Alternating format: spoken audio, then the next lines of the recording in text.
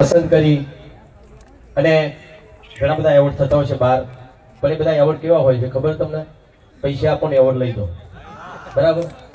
એટલે એ બધા એવોર્ડ હું જતો નથી. પહેલા જીવો તો એક બે વાર, પણ પછી મને ખબર પડી ગઈ કે ભાઈ મને તો બેહાય રાખ્યું તો બધા જોવો હતો હતી, હું જતો રહે તો બધું જતું રહેશે, એટલે બધાને એવોર્ડ આપી દીધા, પછી સમર્પણ કરી નાખ્યું. વાહ, જોરદાર કેવું પણ. પછી નક્કી કર્યું કે આપણે એવા પ્રાઇવેટ એવોર્ડમાં જવું નહીં, પણ આ તો સરકારનો એવોર્ડ હતો ભાઈ.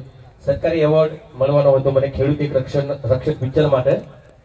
તો મને બહુ આશાઓ હતી, ચલો ભાઈ એ તો બધા ખરીદીને એવોર્ડ લે છે બધા, બરાબર? પ્રાઇવેટ એવોર્ડ વાળા હતા, પણ આ તો સરકારી એવોર્ડ જે મારું ખેડૂત એક રક્ષક નોમિનેશન આ પિક્ચરનું થયું છે.